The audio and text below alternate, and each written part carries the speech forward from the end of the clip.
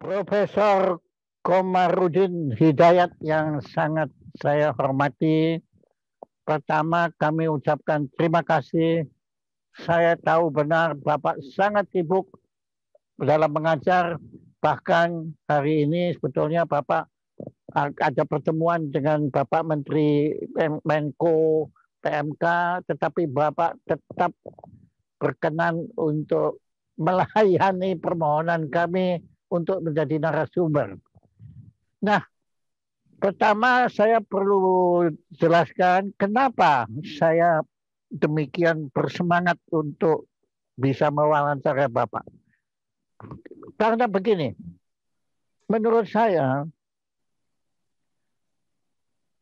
Bapak itu adalah seorang tokoh Renaissance yang saya jumpai justru bukan pada Leonardo da Vinci, tapi pada tokoh Bait al-Hikmah, yaitu Umar Khayyam. Karena di satu sisi Bapak itu cendekiawan, tetapi Bapak itu juga sastrawan. Tapi saya perhatikan Bapak itu sangat memperhatikan sains. Dari apa yang saya baca tulisan Bapak, dan hari ini saya baru sadar karena latar belakang yang Anda tampilkan itu adalah lapangan golf Rasamaya. Ternyata Bapak juga seorang penulis buku tentang sisi spiritual dari olahraga golf. Jadi Anda benar-benar Umar Khayyam, atau sebetulnya bisa terbalik juga, Umar Khayyam itu adalah Komarudin Hidayatnya Persia. Nah, demikian Prof. Komarudin Hidayat. Hari ini kami mohon penjelasan dan pencerahan Bapak. Kalau melihat planet bumi kita ini kok dipenuhi dengan kebencian, di mana orang saling menghina, saling memfitnah, saling menganiaya, saling membunuh, dan perang tak ada henti-hentinya. Di sini berhenti, lanjut di sana berhenti, lanjut di sana lagi, terus. Apakah memang kebencian ini adalah bagian melekat pada peradaban manusia, sehingga apakah manusia tidak bisa berhenti saling membenci? Demikian pertanyaan utama kami, Bapak Profesor Komarudin Hidayat. Silakan. Terima kasih. Itu sebuah pertanyaan yang muncul sepanjang sejarah pemikiran filsafat dan kemanusiaan.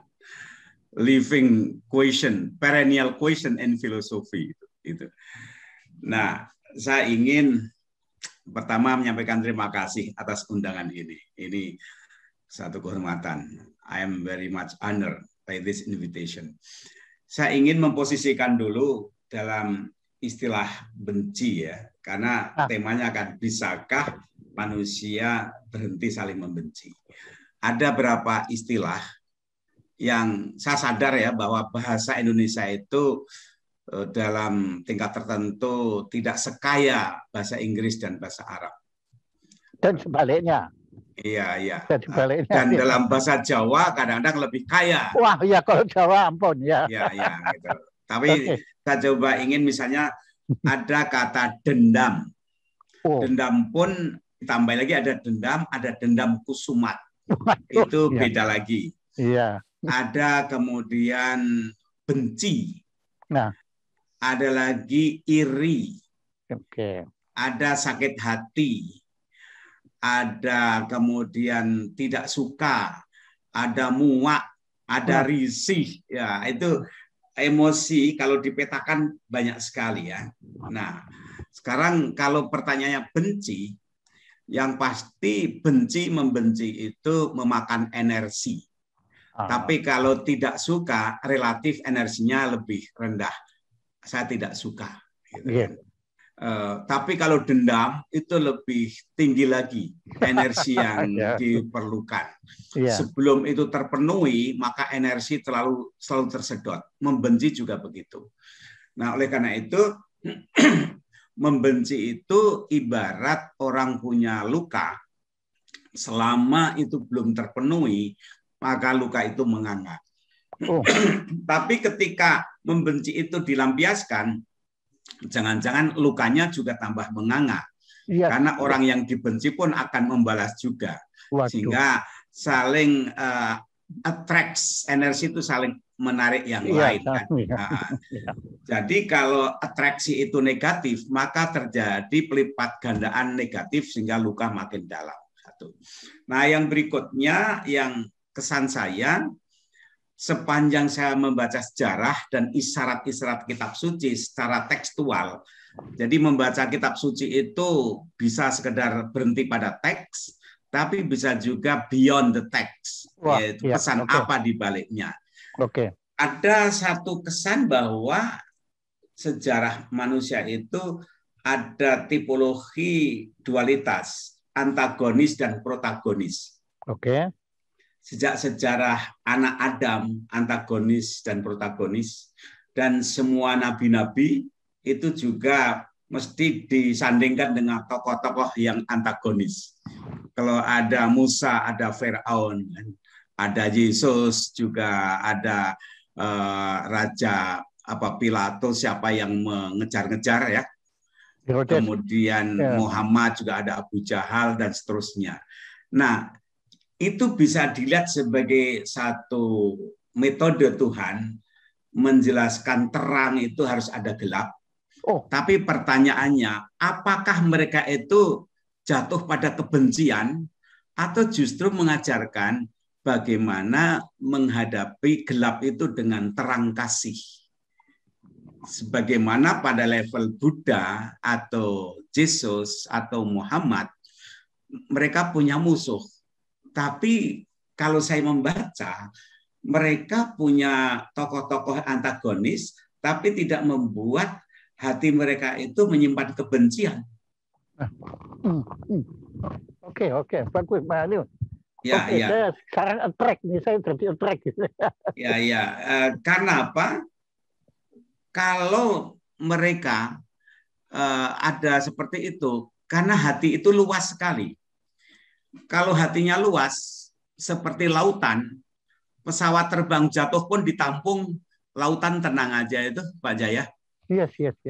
Ada kapal berapapun tenang aja. Bahkan ada sungai membawa sampah ke laut, laut tenang aja. Nanti sampah-sampah paling kembalikan ke pinggiran lagi.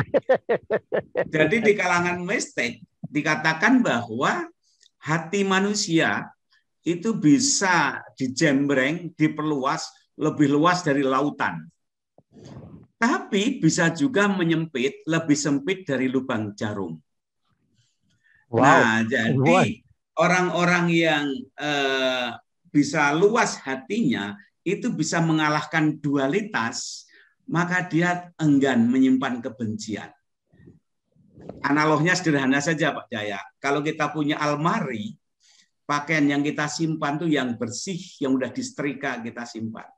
Yang kotor tidak boleh masuk di almari. Di meja makan juga begitu. Piring kotor jangan naik di atas meja makan. Lebih-lebih Tuhan memberikan cawan hati yang begitu mulia, bersih.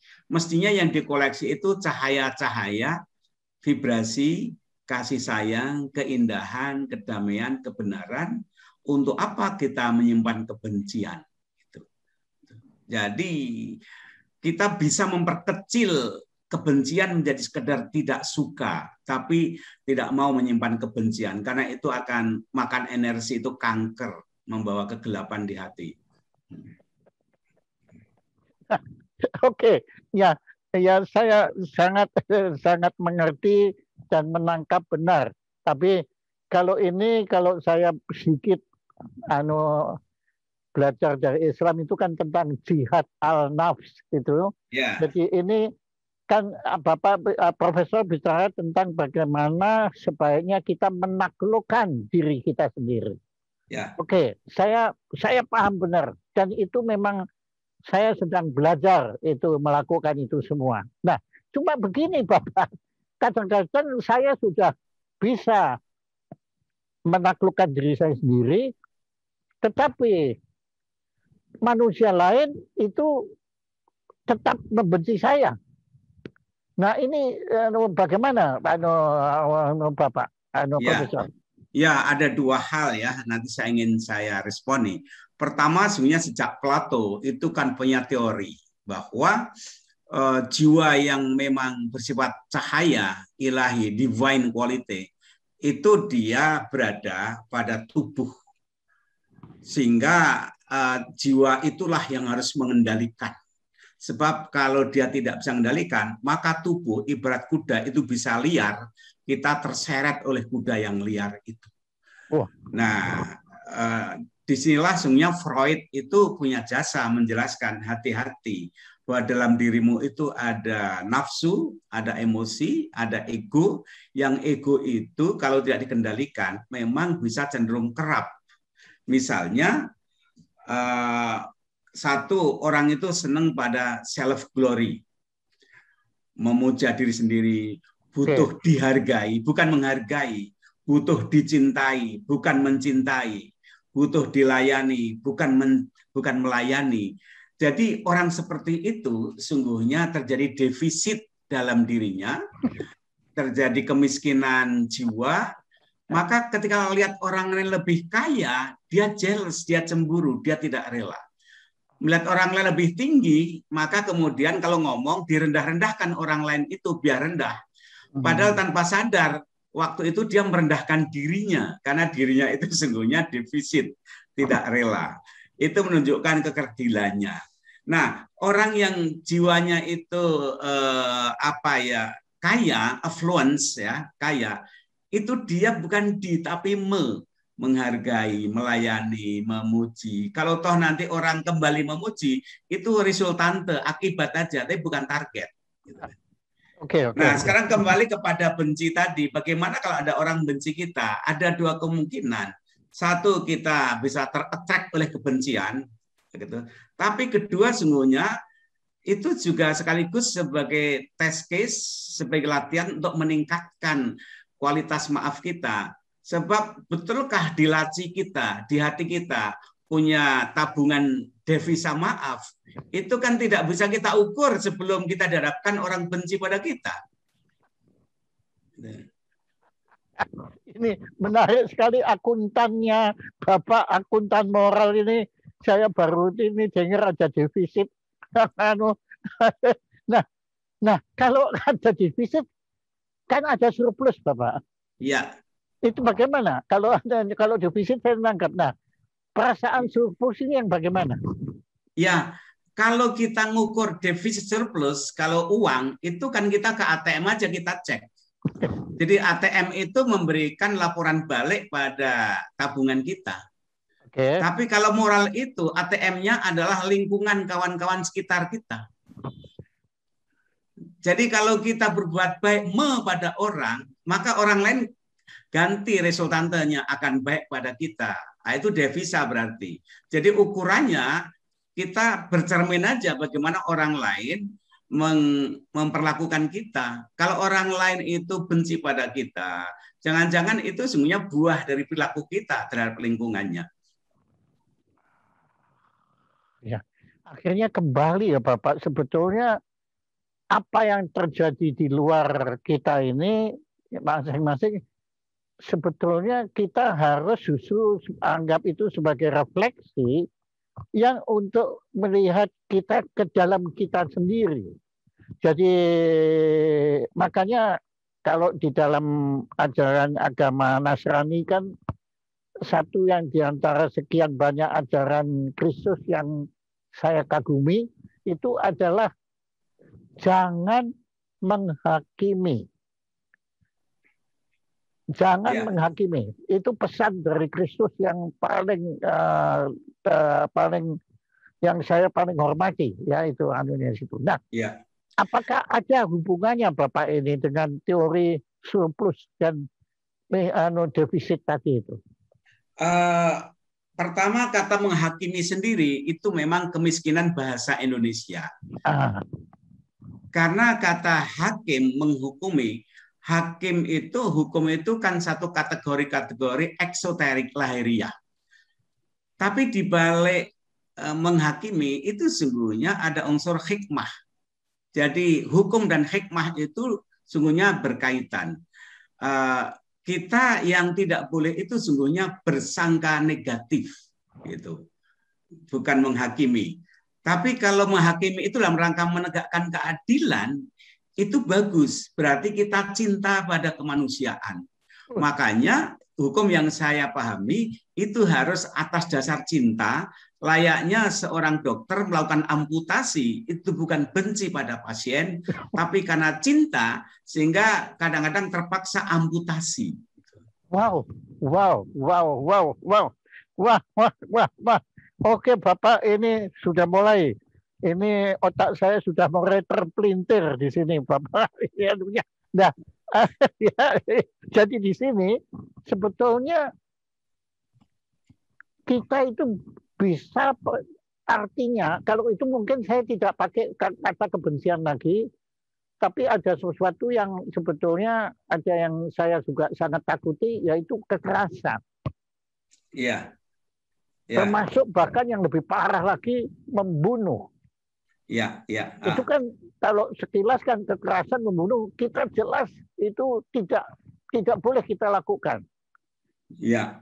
Tapi, Sebelum ke situ gini, tadi ada pertanyaan kedua yang belum saya oh ya, responi, silakan. bahwa sepanjang saya pelajari nabi-nabi utusan Tuhan sepanjang sejarah, karena sebenarnya semua rasul Tuhan itu melaksanakan tugas dari Tuhan yang sama, hanya mereka beda waktu, ruang, bahasa, budaya, tapi esensinya sungguhnya ibarat mata air, itu sumbernya sama, tapi aliran sungainya itu melewati perkampungan, budaya, desa yang beda-beda, sehingga formulasinya beda-beda. Nah, Okay. semua Rasul Nabi itu sering digambarkan dengan istilah cahaya atau air. Cahaya dan air, bukan atau, cahaya. Cahaya itu sifatnya selalu menerangi, mengusir kegelapan, dan cahaya itu tidak pernah minta kembali, ibarat matahari. Itu. Matahari itu selalu memberi, dan kita tidak pernah diminta rekening layaknya PLN. Itu makanya pribadi itu melimpah, para rasul itu melimpah ibarat cahaya atau air. Air itu mengalir, menyejukkan, menyuburkan lingkungan yang ada. Ketika manusia tidak bisa memanage, itu kan banjir. Tapi banjir itu bukan karakter air. Itu karena perilaku manusia saja yang salah memanage lingkungan. Nah, jadi pribadi-pribadi para pengubah sejarah, rasul-rasul Tuhan yang tercerahkan, itu pribadinya memang pribadi yang selalu menerangi. Dia ya cinta itu sendiri. Okay. Bahkan Tuhan itu cinta itu sendiri, maha mencintai. Yes. Saya berpandangan Tuhan itu tidak membenci kok. Tidak bisa membenci. Tuhan menerapkan kaidah-kaidah hukum alam sebab akibat. Kalau kamu begini maka begini, kalau A maka B. Jadi manusialah sungguhnya menciptakan neraka-neraka bagi dirinya sendiri. Jadi sebetulnya kalau saya dengarkan tadi penjelasan dari Prof, itu saya merasakan ada sentuhan Buddhisme di situ mengenai samsara. Iya.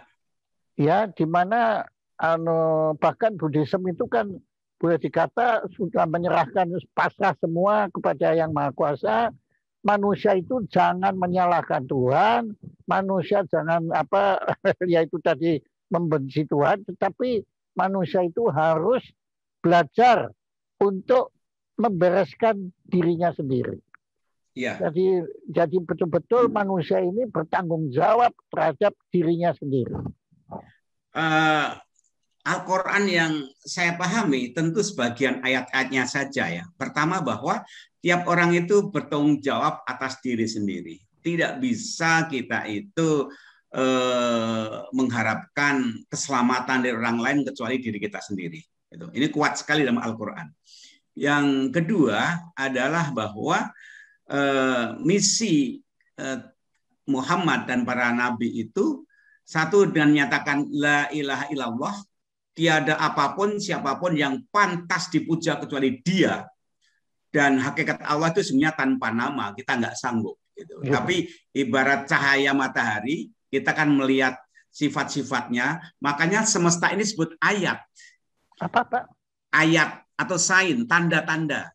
Oh, ayat itu semesta. Ayat itu kan sign ya. Jadi ayat Tuhan itu ada di semesta ini, ayat Tuhan. Kemudian ayat Tuhan ada dalam diri manusia. Ayat Tuhan dalam kitab suci. Semua ayat-ayat. Ayat itu kan untuk dibaca. Kalau kita tidak bisa membaca di balik ayat, karena ayat itu menunjuk sesuatu di luarnya, maka kita tidak akan menangkap pesan yang dikandung ayat. Itu satu. Nah, yang kedua, ketika saya bersyahadat Muhammadur Rasulullah, itu kelanjutan bahwa kasih sayang Tuhan itu dicontohkan, disalurkan melalui role model para nabi, baik itu Yesus yang diyakini umat Kristiani, kalau umat Islam namanya Isa, walaupun itu kan peralihan bahasa ya, Isa, Yesaya, Yosua, Yesus, itu kan sebenarnya peralihan bahasa, seperti misalnya Zainuddin jadi Zidane ketika Eropa pemain bola, kan banyak sekali kan nama-nama Eropa itu. Nah, jadi misinya itu adalah kasih sayang. Semesta ini bertahan karena hukum atraksi, kasih sayang, saling mencintai. Jadi ada the law of love, loving each other. Kalau nggak ada cinta antara matahari, antara lautan, antara angin, antara manusia, antara bumi, itu kan kita nggak bisa menikmati air tawar. Dan semua itu adalah atraksi cinta. Dan cinta itu siapa yang memberikan? Dari Dia yang Maha Cinta, yang Rahman Rahim.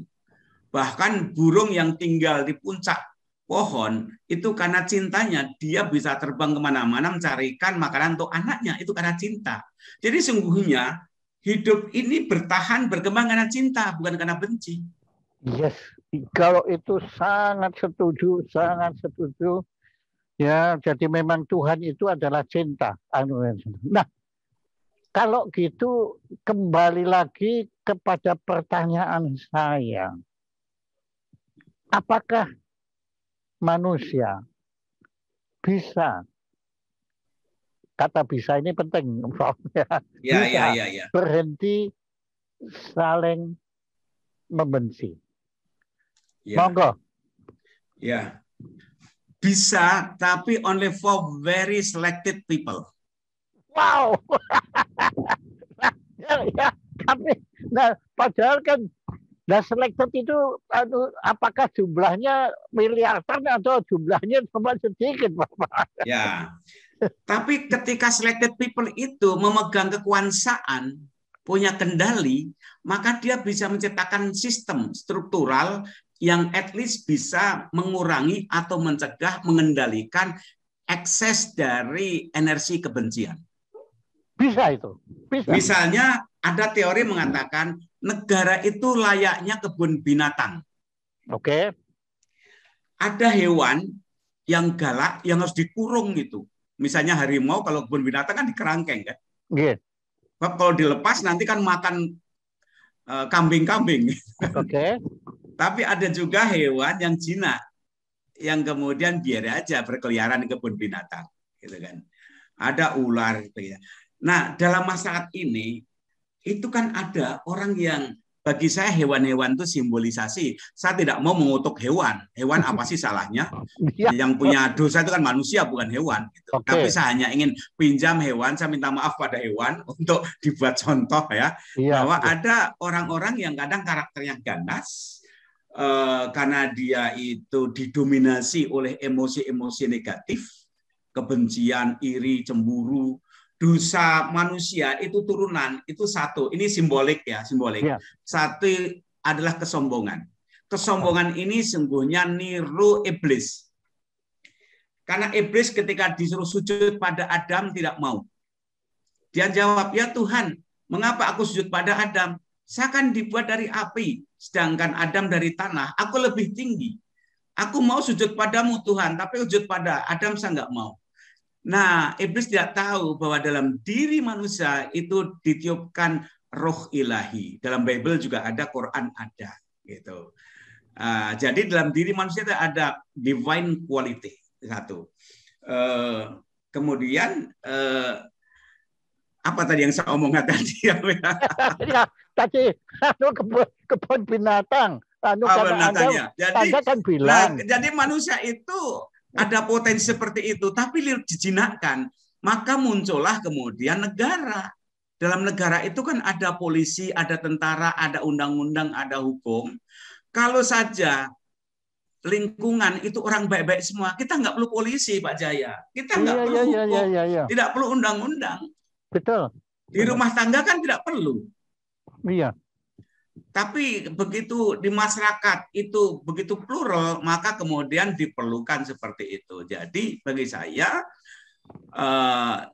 tidak bisa untuk menegasikan semua itu, karena juga tokoh-tokoh yang antagonis itu juga sungguhnya memberikan peluang untuk meningkatkan kualitas diri kita agar meniru tokoh-tokoh yang protagonis. Bagaimana kita akan belajar naik kelas kalau kita tidak ada ujian? Dan ujiannya itu ya dihadapkan dengan hal-hal yang godaan-godaan yang negatif tadi. Oke. Nah, tapi kembali kepada pertanyaan kami tadi, apakah manusia bisa saling membenci atau salingnya saya ilangin? Apakah manusia bisa berhenti membenci? Saya katakan tadi, itu perjuangan panjang. Justru itulah salah satu tugas kemanusiaan itu melakukan inner journey. Selama ini kita kan melakukan outer journey, pergi kemana-mana dengan kendaraan, kekayaan, ilmu pengetahuan. Tapi jarang sekali kita melakukan inner journey. Kita sekolah terus mencari titel sampai doktor, sampai profesor, berapa titel. Tapi benarkah dan seringkah kita melakukan inner journey untuk mencapai pada tingkatan dalam bahasa agama makom, station, sehingga kita berada, diri kita itu menjadi lokus kasih Tuhan, menjadi cahaya ilahi, sehingga kemudian kegelapan berupa kebencian itu bisa hilang. Nah, inilah perjuangan panjang. Saya sangat tertarik kepada istilah inner journey. Karena ini saya merasakan ada kontaknya dengan jihad al-nafs. Ya. Jihad al-nafs kan juga ke diri kita sendiri kan. Nah, ya. Tapi kalau perjalanan kan makin mendalam, Bapak. Apakah ada istilah dalam bahasa Al-Quran atau bagaimana atau Arab apapun yang menjelaskan tentang inner journey ini, Bapak? Banyak istilah. Salah satunya di kalangan sufi ada ungkapan mutu qabala antamut. Matilah engkau sebelum kau mati sungguhan. Itu kan. Wow. Apa yang dimatikan? Yang dimatikan tadi kekuatan nafsu-nafsu yang negatif tadi, matikanlah itu. Sehingga nanti ketika engkau meninggal itu hari wisuda kemenangan. Tapi harus engkau matikan dulu sebelum engkau mati. Jadi kayak matikan lampu gitu ya? Iya, matikanlah gitu. Nah, yang kedua, dalam Islam yang saya pahami sungguhnya tadi ada contoh sejarah ya. Dulu ketika umat Islam pernah perang yang luar biasa menang ya. Ketika Nabi mengatakan perang Badar, rojakna min jihadil asghar, kita pulang dari jihad yang kecil, kemudian ila jihadil akbar, kita akan jihad lebih besar lagi. Apa itu? Jihadun nafsi, jihad melawan diri sendiri. Jadi ketika sahabat itu ketika euforia menang perang, agak kecewa ketika lah itu sih jihad kecil kata Nabi. Ada lebih besar jihadun nafsi. Nah, ini dibuktikan ketika perang Uhud. Ketika perang Uhud, umat Islam itu udah dikasih tahu posisinya masing-masing. Tukang panah, juru panah ahli itu di bagian depan, bagian depan untuk bersiap menghalau lawan. Hati-hati. Nah, ketika lawan sudah dipanah, pada berantakan pasukannya, berguguran bahkan lari, tukang panah ini tergiur apa? Meninggalkan tempatnya, ingin mengambil harta rampasannya yang ditinggal lawannya tadi. Padahal secara nalar sudah di tangan 70% sudah menang. Tapi karena tergiur ambil harta rampasan, meninggalkan posisi, lawan itu kemudian berputar balik di Madinah dari belakang Bukit Uhud, menyerang dari belakang, akhirnya apa? Umat Islam kalah kedodoran. Wah, di situ fatal sekali. Mengapa? Karena tergoda hatinya untuk mengambil harta rampasan itu. Ya, jadi di sini intinya apa? Dia tidak bisa mengalahkan, menundukkan nafsunya, akhirnya kalah. Ini contoh dalam sejarah. Iya, oke. Nah, apa hubungannya dengan perjalanan ke dalam diri sendiri? Nah, perjalanannya tadi gini, bahwa di Quran itu pada istilah ya, sungguhnya syirik, ancaman syirik itu jangan nyembah Tuhan selain Allah. Siapa Tuhan itu? Tuhan itu adalah hawa nafsunya. Ayatnya begini, Pak Jaya. Biar yang pendengar yang lain percaya bahwa ini Quran. Ini afaro'aita manittakhadha ilahahu hawahu. Tidakkah engkau melihat orang yang mempertuhankan selain Allah? Apa yang dipertuhankan? Hawa nafsunya. Nah, refleksi hawa nafsu itu nanti bisa dipancarkan kepada objek-objek macam-macam. Tapi sumbernya itu sebenarnya hawa nafsu. Oke. Nah, sekarang untuk inner journey tadi, iya, hendaknya nafsu tadi, yang nafsu datang dari keinginan yang rendah, diisi, diambil alih, di switch on agar mendapatkan cahaya yang dari ilahi, maka nanti istilahnya nafsul mutmainnah, yaitu nafsu yang sudah tercerahkan karena energi vibrasi ilahi. Makanya dalam agama-agama kalau ada meditasi ya, atau zikir atau sholat, itu sebenarnya kan inner journey. Oke, Bapak. Nah, bahkan saya merasa ada lagi kaitannya dengan satu ajaran Islam yang menurut saya sangat indah, yaitu Bapak. Ya, penting Pak minum air. Oke, Bapak. Saya ada satu istilah yang saya merasakan ada hubungannya sini, yaitu fastabikul khairat. Ya. Jadi bersaing untuk berbuat baik. Itu, saya sangat tersentuh gitu. Nah, bagaimana? Itu menarik itu sekarang. Berlombalah berbuat baik, tapi mengapa kalimat itu bukan berlomba pamer kebenaran? Bukan berlomba debat, bukan lomba adu dalil, tapi mengapa berlomba berbuat kebaikan? Nah, itu bagi saya menarik sekali. Oke. Nah, monggo. Sebab kalau kita bicara kebenaran, hakikat yang maha benar itu kan hanya Tuhan. Kemudian kita itu berusaha mencari kepingan-kepingan kebenaran yang secuil-secuil, nggak mungkin utuh, nggak mungkin semuanya. Ibarat matahari, mata kita kalau menatap langsung matahari, nggak kuat retina kita. Picek, Pak. Picek. Makanya kita mata cahaya itu kan mungkin di rumah pakai listrik, bohlam, voltasenya wattnya pun terbatas kan, agak rendah kan. Oh iya. Kalau besar kan nggak sanggup. Iya. Nah, begitupun sungguhnya kita itu menangkap kebenaran itu hanya sebagian kecil. Kalau Rumi mengatakan, katanya gini, ini lagi-lagi bahasa metaforis.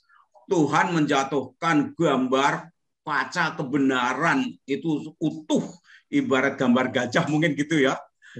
Tapi di kaca, jatuhkan ke muka bumi, berantakan jatuh, kemudian tiap orang mendapatkan kepingan secuil-secuil. Gitu. Ada yang Itu dapat benar.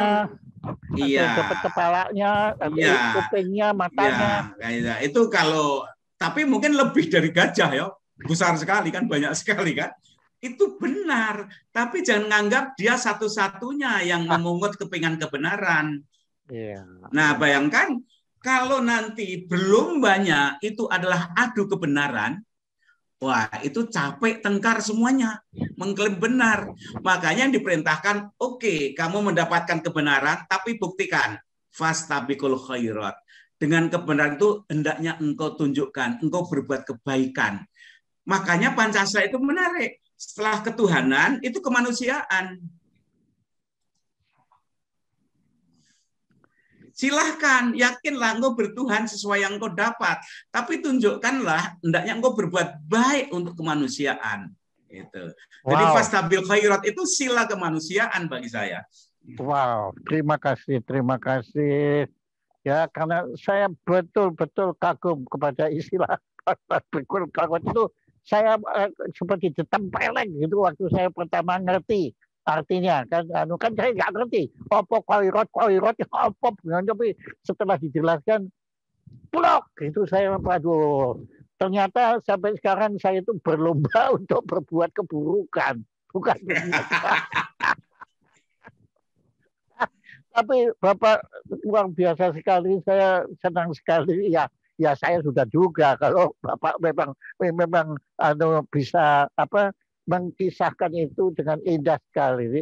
Ya di sini. Nah, Prof, sekarang saya ingin tahu benar ya Jadi sebenarnya kebencian ini adalah termasuk kesalahtafsiran kita tentang makna kebenaran itu. Jadi karena kita keliru menafsirkan kebenaran ini untuk membuat kita merasa yang paling benar, kita yang paling hebat, kan kita yang paling pintar dan segala-galanya, sehingga kemudian kalau ada yang kita merasa lebih unggul dari kita, ya itu tadi karena dengki dan kita benci kepada orang-orang itu. Nah, demikian bisa ditafsirkan, Prof. Ya, kalau ditarik pada realitas sehari-hari ya, ada orang itu yang memang tidak rela melihat orang itu lebih dari dirinya, tidak rela, ya kan. Bahkan orang Jawa bilang terinjak bayangannya aja tersinggung kan, bayangannya aja nggak boleh terinjak, gimana orangnya kan gitu, tidak rela. Nah, tapi orang yang tulus, yang luas hatinya, luas pikirannya, luas jiwanya, ibarat lautan itu, dia bisa menampung semuanya, tidak heboh, dan tidak merasa tersaingi, tidak terancam. Kalau orang hidup masih terasa terancam, maka sungguhnya ya kasihan. Iya. Ya kasihan. Jangankan menyelesaikan problem orang lain, menyelesaikan problem dirinya aja sulit kan? Iya, karena dia masih defisit kan. Jadi kalau beragama itu, kalau saya jangan merasa terancam. Sebab kalau terancam, nanti bukannya menciptakan kerjasama, kerukunan, saling menolong, tapi kemudian ingin saling meniadakan. Sementara cahaya kebenaran itu kan cahaya terang yang memberi, bukan menegasikan. Orang yang tulus itu kan tidak merasa terancam. Kalau tidak tahu ya bertanya, kalau tahu ya berbagi. Kalau dapat orang lebih pintar, terima kasih saya dapat tambahan knowledge gitu. Jadi ya udah biasa-biasa saja, nggak usah merasa paling pintar. Emang siapa sih paling pintar, kan nggak ada. Yang ada kita tahu dikit-dikit, gitu. Mungkin benar, mungkin salah. Kalau orang bertanya ya mari kita berbagi. Ya. Tapi Bapak, kalau sekarang kita bicara, kita tinggalkan mungkin ranah spiritual dan teologi, tapi kita mungkin coba menelaah masalah kebencian ini pada proses psikologi anak, mulai anak dilahirkan sampai kemudian berkembang menjadi anak-anak, kemudian remaja, dewasa dan seterusnya. Sebetulnya di mana anak itu mulai belajar membenci? Ya, ya. Ini pertanyaan yang mudah, pertanyaannya, jawabnya sukar. Nah, pertama gini, Pak Jaya, tiap orang itu tidak semata anak kandung biologis orang tuanya, tapi dia juga anak kandung budayanya. Dia dibesarkan bukan oleh orang tuanya, tapi lingkungan budayanya. Makanya budaya seperti apa akan mempengaruhi disket rekaman memori perilaku anaknya. Iya, saya terlahir di dekat Borobudur, di Muntilan, Magelang, bahasa Jawa. Tentu saya sadar semua itu mempengaruhi jalan pikiran saya, emosi saya. Nah, yang keduanya, kalau dalam psikologi katanya anak itu begitu lahir kadang-kadang nggak sadar telah dibebani oleh orang tuanya. Belum bisa ngomong, belum bisa melihat. Nah, nanti kalau kamu besar mikul dhuwur mendem jero ya. Belum bisa apa-apa langsung kasih beban itu. Itu kan kurang ajar sekali kan. Ya kalau doa sih bagus lah. Nanti kamu besar jadi dokter, sehingga nanti kalau saya tua kamu yang ngurus aku. Bahkan ada, kalau sudah tua kamu cari uang buat aku. Jadi kadang-kadang itu mungkin canda, mungkin apa, tapi betapapun doa, ucapan, nama itu kan energi di dalamnya, kan berpengaruh.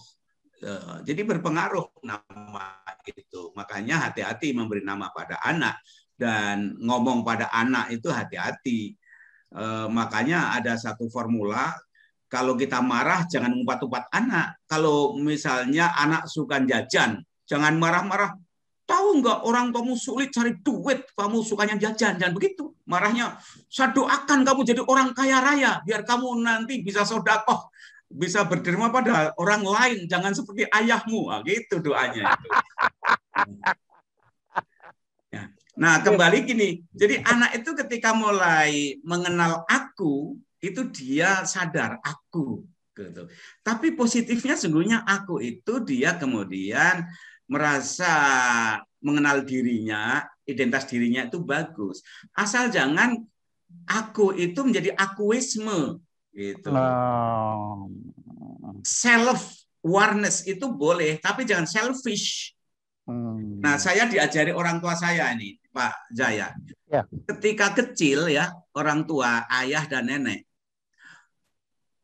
wanti-wanti dan pantangan mencela makanan yang terhidang di depan di meja itu. Mencela itu aduh, pantangan. Mengapa? Hei, jangan mencela makanan. Tahu nggak?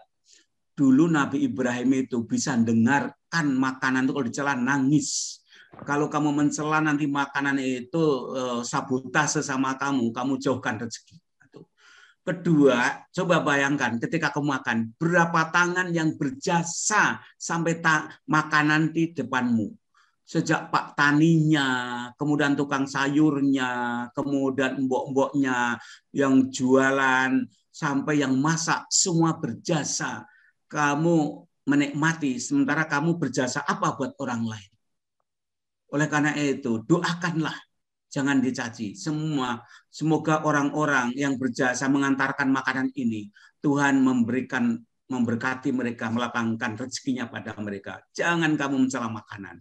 Nah ini satu contoh ya, bahwa dari kecil itu hendaknya diajari untuk bersifat tadi melimpah pribadinya. In out, jangan out in.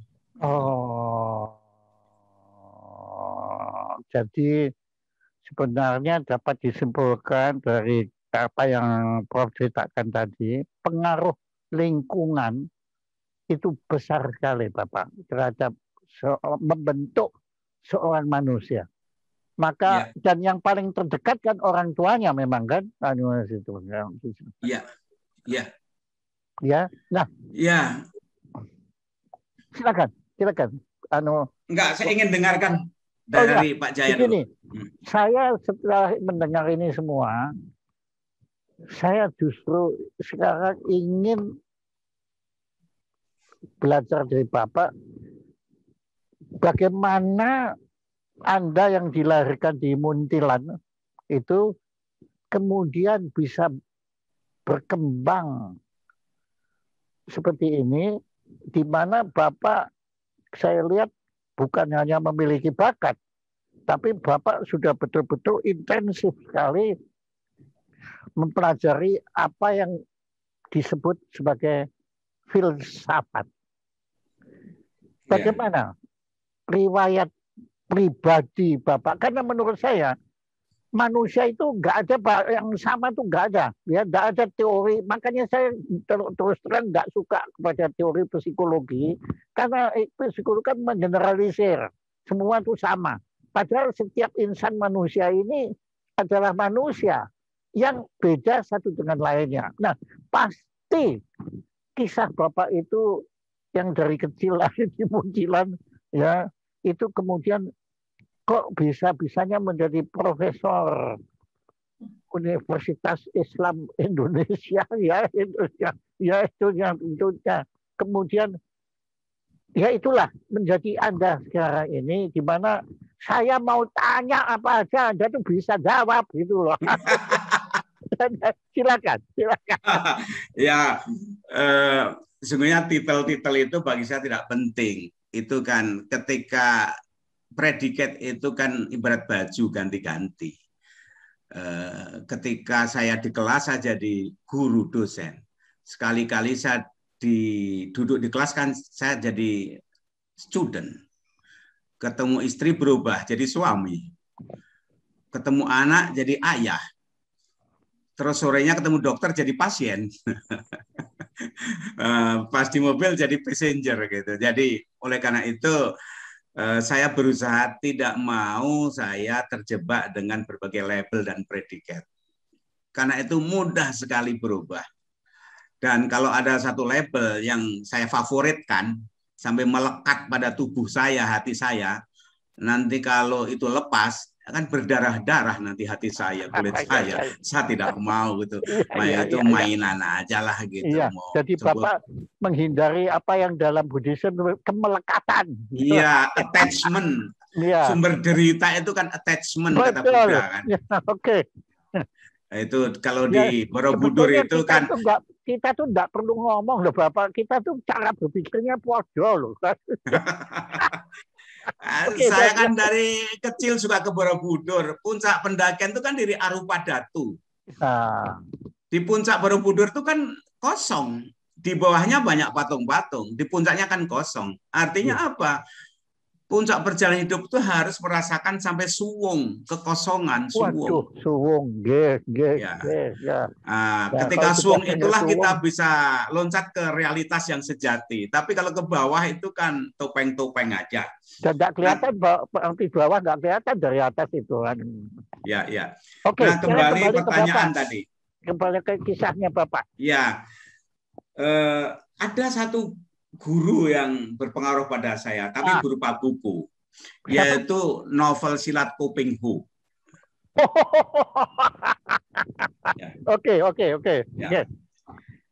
Koping Ho itu memberikan satu kesan pengaruh pada saya, kecintaan pada keluarga. Cerita Koping Ho kan kalau disederhanakan begini. Ada orang tua punya toko yang sukses, yang gede, di pinggir kampung atau kota. Kemudian malam-malam ada perampok, terjadi pertengkaran, kemudian kelahi antara perampok dan yang punya toko. Akhirnya yang punya toko kalah, dibunuh. Tapi rupanya diam-diam ada anaknya yang kecil, ketakutan, sembunyi di balik pintu, diam sekali karena takut kalau kedengaran dibunuh. tahu bahwa ayahnya terbunuh, maka ada rasa dendam bagaimana aku bisa membela ayahku. Kemudian dia berguru, mencari perguruan yang terbaik, berpuluh-puluh tahun dia sampai mendapatkan ilmu untuk menyaingi pembunuh ayahnya. Dan setelah dia pinter, dia cari pembunuh ayahnya tadi, ketemu. Ketika ketemu, pembunuh tadi sudah tua renta dan mengakui kesalahannya. Dan ketika mau dibunuh, dia nyerahkan lehernya, silahkanlah. Gitu. Nah, anaknya kan kecewa. Saya belajar silat bertahun-tahun untuk membalas dendam ayahku. Ternyata dia sudah menyerah. Akhirnya dia salurkan ilmunya tadi untuk memberantas penjahat-penjahat yang ada di kota itu. Nah, yang menarik dari Koping Ho itu bagi saya apa?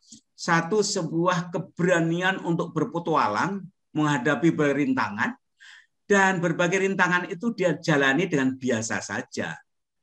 Gitu. Dia bukan siapa-siapa, tapi he want to be somebody. He is nobody, but wants to be somebody, kan gitu. Dan dalam pencarian itu dia tidak takut jatuh. Mau jatuh kemana udah di bawah kok. Gitu. Ya. Nah, jadi berbagai persoalan itu dihadapi sebagai sebuah pelajaran. Ketika sampai di sebuah perguruan, itu kan yang enggak aja kan gurunya itu melatih itu suruh membawa air, rupanya itu latihan kekuatan tubuh, tapi nggak sadar. Kemudian giling tahu, rupanya ngelatih tangannya. Kemudian macam-macam yang ketika dijalankan nggak paham ini apa gitu. Rupanya oleh gurunya akhirnya baru tahu bahwa selama ini yang kamu tidak mau melakukan itu rupanya bagian dari batu-batu bata untuk dia menjadi seorang pesilat yang jagoan. Nah, saya kemudian melihat hidup saya yang dulunya itu saya tidak senang, tapi pada akhirnya saya berterima kasih. Saya ditinggal ibu kandung saya umur 9 tahun. Dan tentu pukulan yang berat bagi saya. Iya, Bapak sudah 9 tahun, sudah ngerti ya? Iya, 9 tahun. Berat sekali. Dalam kampung situasi yang miskin. Waktu itu kan konfrontasi dengan Malaysia atau 65, sekitar itu, saya umur 8-9 tahun, 65 itu kan, waduh itu miskin sekali situasinya. Berat, pendeknya berat sekali. Kemudian saya sekolah di pertukangan, sekolah teknik Kanisius di Muntilan. Ayah saya sederhana aja logikanya, biar anak saya itu bisa hidup mandiri, karena di kampung itu ada tukang, itu banyak dipanggil orang kanan kiri, biar aja jadi tukang gitu. Ya, itu logis, saya terima kasih pada ayah saya. Tapi rupanya saya tidak betah di situ, tidak betah. Tidak ada calling hati saya, nggak ada passion. Kemudian saya pindah ke pesantren di kampung saya. Di pesantren itu kebetulan dapat kiai yang hebat, Kiai Hamam Ja'far namanya. Kiai saya itu setelah saya besar tamat, saya rumuskan dengan satu kata. Dia itu melatih life skill. Gitu. Life skill? Iya, belajar hidup. Berani bermimpi, cinta ilmu, kemudian modalnya harus punya integritas, dan jangan malas. Hanya 3 itu saja yang saya pegang sampai hari ini yang terkesan dari kiai saya itu. Karena hidup ini semuanya bisa diselesaikan, bisa diatasi kalau kamu punya ilmu. Tanpa ilmu kamu nggak bisa. Gitu kan. Dan kedua, harus punya akhlak, punya integritas. Walaupun bodoh, kalau akhlaknya baik, maka orang masih mau memperkerjakan kamu. Lebih-lebih kalau kamu pintar, berakhlak itu lebih mudah lagi. Bodoh pun kalau berakhlak masih bisa kok. Tapi kalau ilmu nggak berakhlak itu rusak. Nah, ketiga, jangan males gitu. Jadi kalau kamu berakhlak dan rajin, jadi pembantu pun masih banyak majikan yang mau gitu katanya. Jadi berani bermimpi. Mengapa?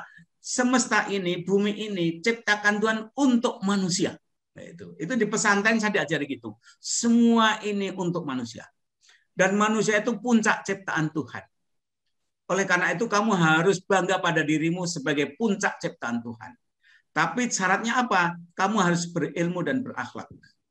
Dan kamu nikmati alam semesta ini dengan 2 cara itu. Kamu punya ilmu dan karakter, dan kamu jangan malas. Ya sudah, saya jalanin aja. Jadi hidup itu bagi saya layaknya novel Koping Ho tadi, saya jalanin saja, Pak. Jadi saya itu ya tidak merasa di atas, tapi hanya pindah jalur ada. Jadi kalau berjalan itu kadang jalan tol, kadang jalan luar gitu, tapi bukan terus seperti roller coaster, tidak.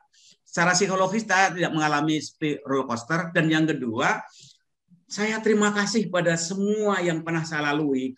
Tuhan itu maha baik. Tuhan telah memberikan kurikulum pada diri saya, bagaimana Tuhan mendidik saya dengan cara yang saya lalui.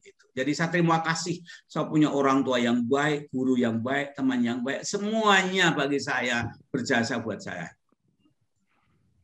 Dan Bapak lebih beruntung ketimbang tokohnya Kuping Hole, karena tidak ada yang Anda dendami, ya, karena kan tidak ada yang membunuh ayah Anda. Iya, di situ maka Anda bisa menempuh itu tadi. Nah, oke Bapak, sekarang tolong Bapak berikan. Saya tahu ini kan pertanyaan kan sebetulnya pertanyaan yang dari dulu sampai sekarang tidak terjawab. Ya. Cuma begini, mungkin Bapak bisa memberikan intisari dari apa yang sudah Anda berikan kepada kita ini semua tadi selama 1 jam ini, tentang apakah manusia bisa berhenti saling membenci. Ya, saya jawab dengan begini. Saya merasa, saya yakin, saya diciptakan di dunia, tapi bukan untuk kepentingan dunia, bukan untuk di sini, tapi untuk kepentingan nilai-nilai yang lebih besar.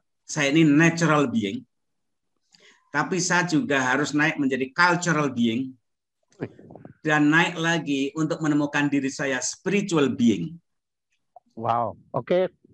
Ketika pada natural being, maka saya dikendalikan oleh dorongan nature saya, hewani saya yang suka berantem, berkelahi, rebutan, berebut. Itu kan mental miskin itu berebut, saling membenci. Ketika saya naik pada cultural being, saya dituntut untuk kreatif, inovatif, berpikir, berefleksi, mengatasi, mengendalikan our natural being. Memberi solusi. Solusi, tapi itu pun kadang masih terjebak untuk adu pinter. Ya, kan? Maka saya harus naik pada spiritual being. Ketika saya berusaha menjadi penyalur, agent, instrumen dari Tuhan yang Maha Kasih, Tuhan yang Maha Cahaya, sehingga saya tidak ingin kemudian bukan tidak ingin, tanpa keinginan pun semoga kelemahan-kelemahan natural being yang membenci itu tidak ada tempat di situ. Itu yang saya katakan inner journey, itu sesungguhnya merupakan higher journey, spiritual journey. Ya, karena ini bukan rumah saya abadi, ini hanya jalan saja gitu. Dan karena jalan, saya tidak mau ketika saya pulang kepada rumah asal Tuhan, kebanyakan bagasi-bagasi yang tidak mutu memberatkan perjalanan saya. Benci itu kan bagasi, ngapain saya bawa? Oke. Ya, jadi tadi saya sudah bisa merasakan mulai dari nature, kemudian cultural. Ya, terima kasih. Nah, mungkin ada teman-teman pendengar, wah ya rupanya Bapak tadi sudah berkhotbah Bapak, jadi nggak ada yang tanya lagi karena sudah ngerti semua. Nggak ada yang tanya. Betul kan? Oke. Nah, Profesor Komarudin Hidayat yang sangat saya hormati, saya mengucapkan sekali lagi terima kasih atas perkenan Anda meladeni saya pertanyaan-pertanyaan saya yang kacau balau tadi, ya, tapi Bapak tetap bisa kemudian merangkumnya sehingga kaos yang kekacau balauan itu sehingga menjadi terbentuk. Jadi kita kembali lagi sebetulnya jawaban dari apakah manusia bisa berhenti saling membenci, tadi bisa disimpulkan bisa. kalau mau. Terima kasih, Profesor. Kami tidak punya apa-apa pun, Prof. Cuma satu, piagam yang sangat-sangat sederhana, sangat-sangat humble, yaitu ucapan terima kasih dari Jaya Suprana Institute kepada Profesor Dr. Komarudin Hidayat yang telah berkenan menjadi narasumber acara Jaya Suprana Show. Terima kasih, akan kami kirim. Terima kasih. Itu yang diberikan bukan hanya fotonya kan, sungguhan ya? Oh enggak, akan kami kirim nanti. Ya ini kan sekedar sinyal. Ya tadi kan Bapak ayat. Ya. Oke, ya tepuk tangan untuk Profesor Komarudin Hidayat. Terima kasih.